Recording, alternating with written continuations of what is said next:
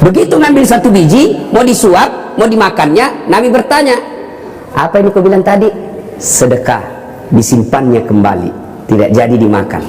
Salman berkata, ciri pertama masuk, tidak makan sedekah. Kalau pengurus PAN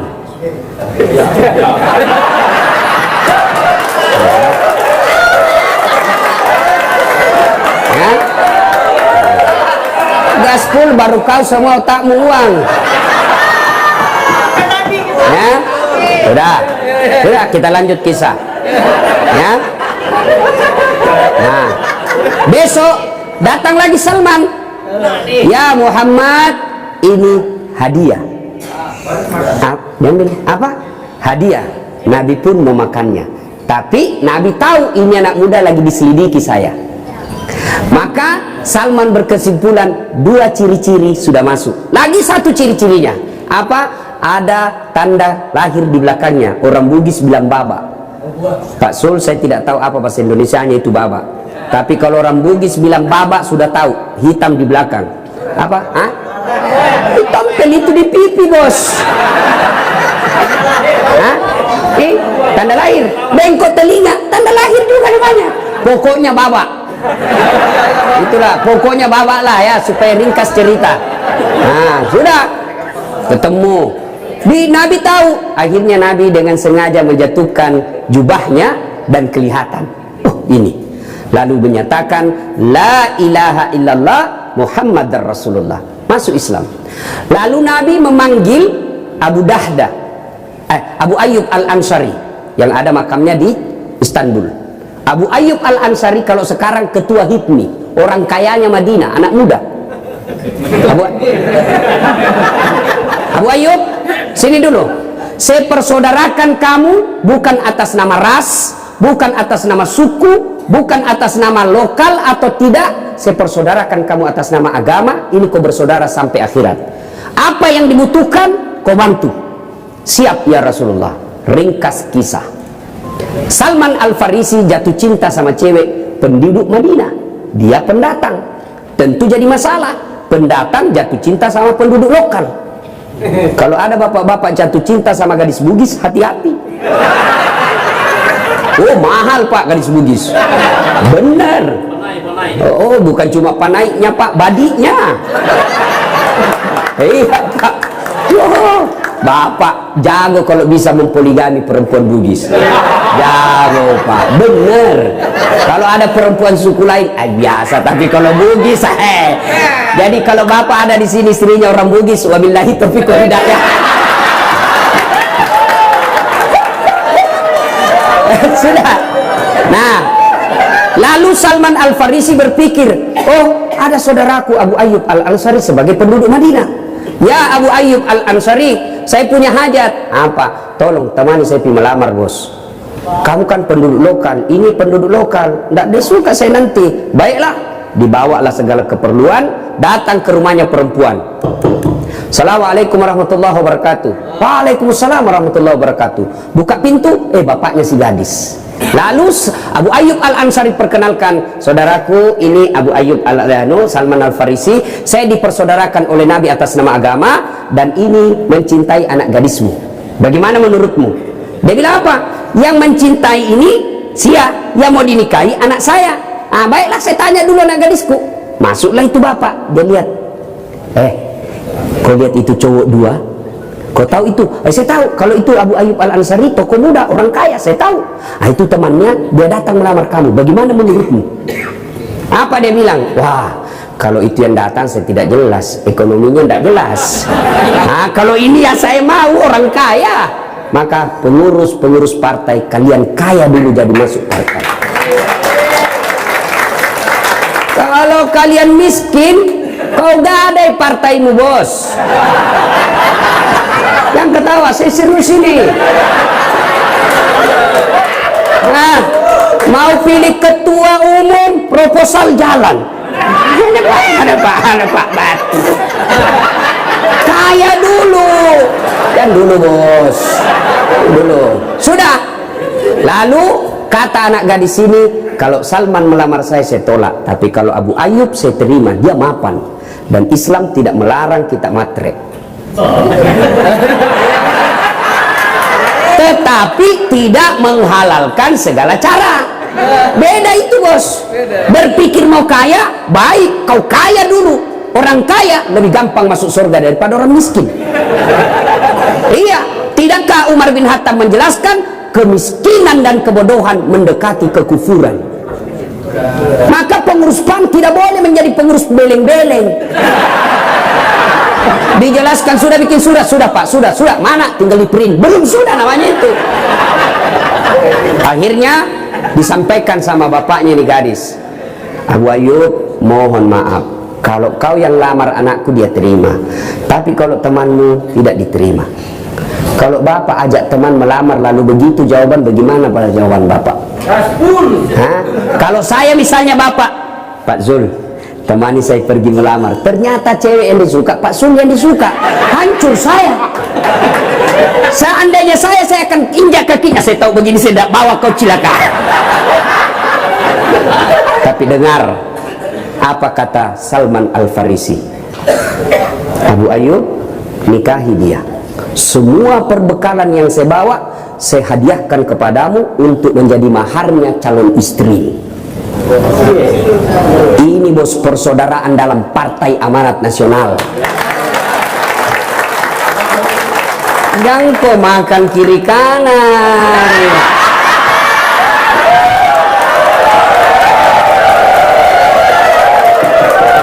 Bos, saya serius.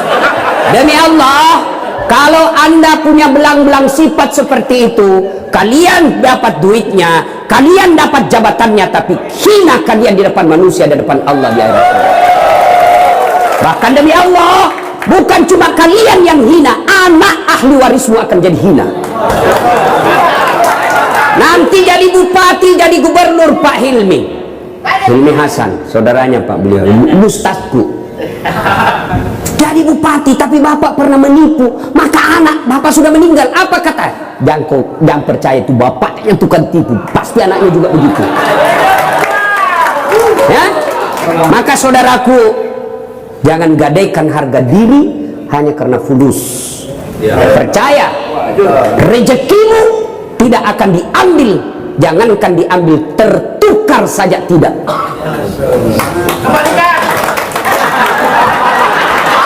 Sudah ada ke pembagian? Yes. Kalau sewa tiket bolehlah. Apalagi yang belum jadi anggota DPR, belum ada macunya. Ya mungkin seperti ini momen untuk dapat itu. Tapi kalian istiqomah dong. Jangan main tiga kaki. Ini bukan lagi dua kaki, tiga kaki, bos. Lalu apa efeknya? Selain kau punya harga diri hancur, maka bisa jadi duitmu itu yang kau makan akan menolak doa-doanya di hadapan Allah. Hah? Mau ikut pilkada 2020, ternyata dia makan duit sogo. Dia berdoa kepada Allah, ya Allah kabulkan, saya mau jadi bupati, saya mau jadi gubernur. Tapi doanya tidak diijabah. Kenapa? Dalam darah dagingnya ada barang haram. Kau tanya bilang gaspol. Iya toh? Maka Pak, salah satu sebab rusaknya negara kita kalau politisi selalu yang ada di otaknya duit, duit, duit. Itu rusak negara kita. Bos, jangan pernah kalian sangka buruk soal rezeki. Itu Allah yang ngatur. Rezekimu jangankan diambil, tertukar tidak. Tahu cicak? Apa namakan nyamuk? Cicak, apa dia makan itu cicak? Nyamuk, tidak masuk di akal toh. Satu di dinding, satu terbang. Di mana ketemu dan ada terminalnya? Iya toh? Cicak cuma di dinding, nyamuk terbang. Gimana caranya? Tidak masuk akal. Tapi Allah yang ngatur rezekinya cicak. Cicak di dinding, diam-diam merayap. Datang seekor nyamuk. Nyamuk yang datang.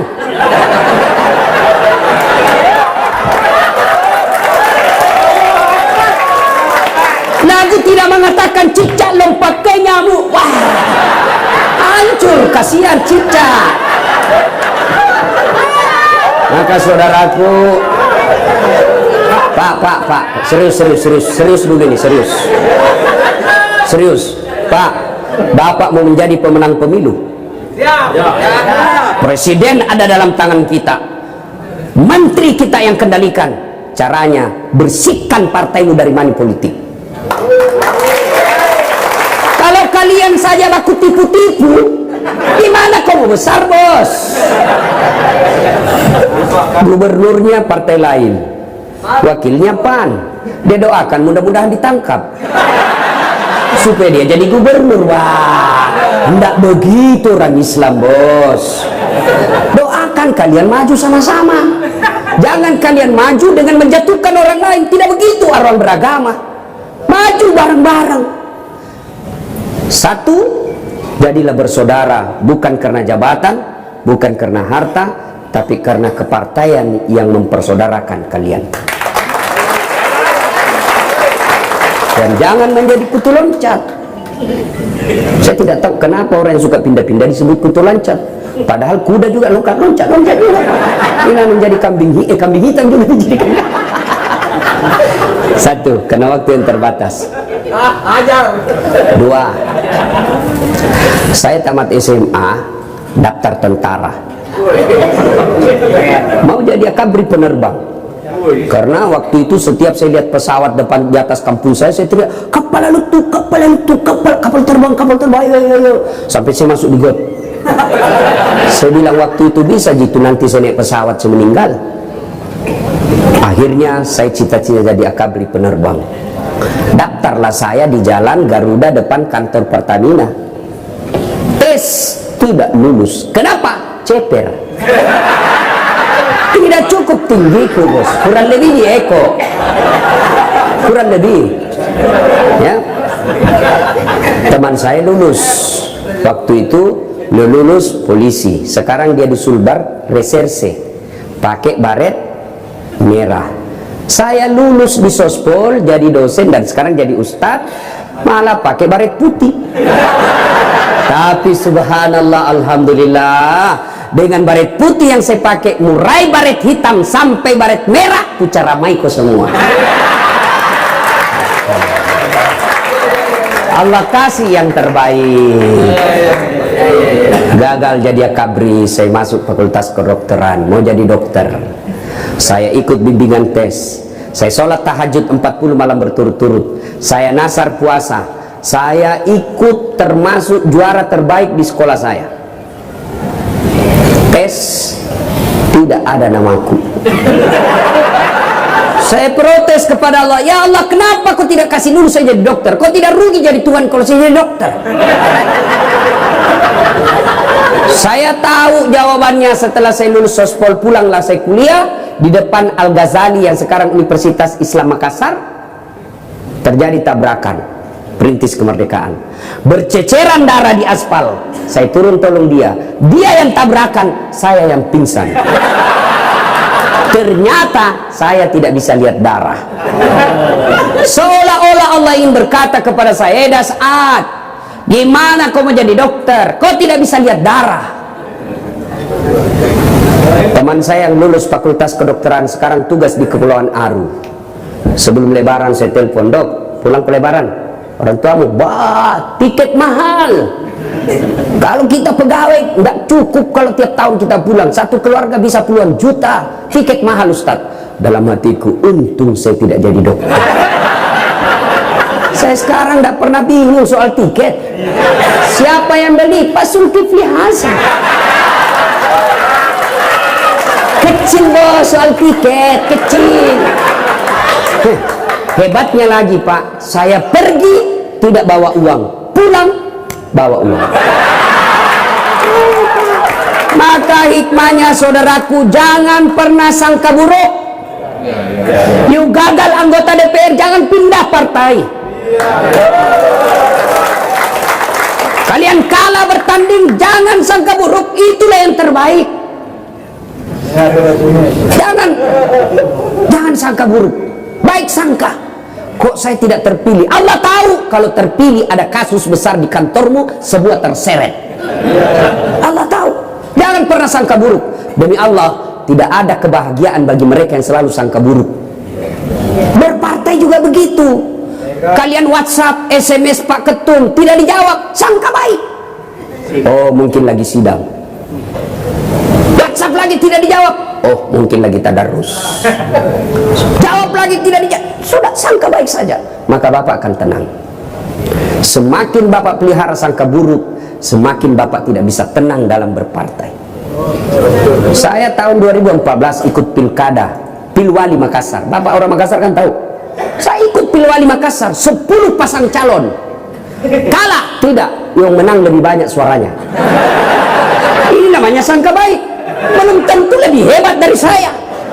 Tapi alhamdulillah, dengan tidak jadi wali kota, saya bisa keliling sampai ke luar negeri. Ke Roma, ke Italia, ke Jerman, ke Amerika, ke Belanda. Tuh. Ya. Sudah? Cukup? Hah? Maka saudaraku bersangka baiklah. Pernah dengar cerita orang hamil 3 bulan, 3 tahun, 4 tahun menikah tidak hamil-hamil. Tahun kelima dia ke dokter, periksa. Kata dokter kandungan, Bu, alhamdulillah ibu sudah terlambat 2 bulan. Senanglah dia. Dia pulang ke suaminya, Pak, saya terlambat 2 bulan, alhamdulillah. Tapi jangan cerita dulu Bu ya, nanti malu kalau kita tidak jadi lagi. Baik, ini rahasia berdua. Beberapa hari kemudian datang petugas PLN. Assalamualaikum Ibu. Waalaikumsalam Pak. Siapa ya? PLN. Kenapa Pak? Ibu terlambat 2 bulan. Kenapa dia bisa tahu ini?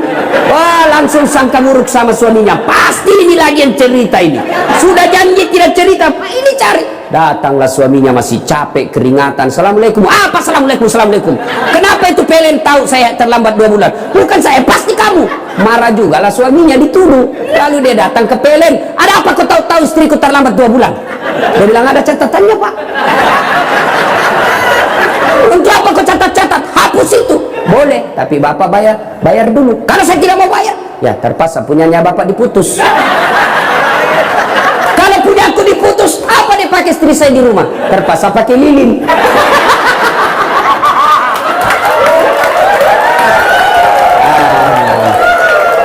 Bapak Ibu saudara-saudara sekalian, berpolitik sangka baik. Kalau boleh kedepankan PAN, politik tanpa sangka buruk. Ini tagline-nya Pak Zulkifli Hasan. PAN, politik tanpa sangka buruk. Tidak berarti kita tidak waspada. Waspada boleh, tapi jangan sangka buruk. Yang ketiga, dalam hidup ada disebut kekuatan X, doa. Jangan remehkan doa. Ada orang Pak, biasa-biasa saja kita lihat, tapi doanya baik. Akhirnya tampil dan tidak disangka-sangka ternyata dia menjadi tokoh. Itulah kekuatan doa. Jadi kalau Bapak tidak punya modal banyak, tidak punya perusahaan, perbanyak doa. Sudah jelek muka, sifat jelek, tidak ada duit, ke laut mah kau jadi tude cilaka.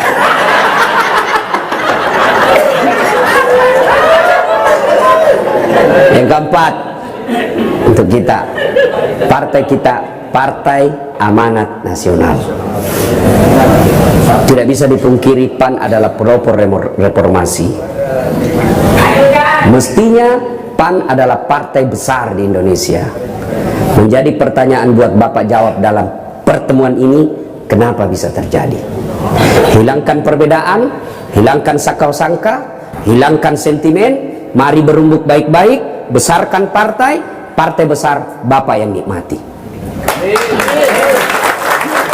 PAN besar bukan saya nikmati, tapi pengurus PAN paling rakyat. Kalau Bapak sudah terpilih, maka jadikanlah jabatan Bapak untuk menciptakan kemakmuran dan kesejahteraan rakyat. Karena manusia yang paling baik di dunia ini, kata Nabi, bukan yang paling rajin tahajud tiap malam, bukan yang paling banyak Senin Kamisnya, bukan yang paling banyak tahajudnya. Khairun nas anfa'uhum linnas. Sebaik-baik manusia di antara kalian adalah yang paling banyak manfaatnya buat orang lain. Allah menakdirkan Bapak Ibu menjadi pengurus PAN, jadikan Partai Amanat Nasional untuk mewujudkan manusia terbaik di antara ibu bapak sekalian. Demikian, inilah tausiah kita. Mohon maaf jika ada kata dan kalimat yang tidak berkenan. Jangan saya lanjutkan, Pak Zulkifli Hasan saja yang lanjutkan. Saya bukan calon, bos, saya bukan calon, Pak Sub saja ya. Mudah-mudahan kehadiran kita semua menjadi amal-amal kebaikan, langkah-langkah kaki kita menjadi pengumpul amal-amal kebaikan di tempat di akhirat kelak. Demikian, sebelum saya akhiri, saya mau berpantun. Ini pantun orang Sulawesi ya. Lebat batang padi jerami, padi dipanen di pagi hari, niat hati berpoligami, apa daya takut istri.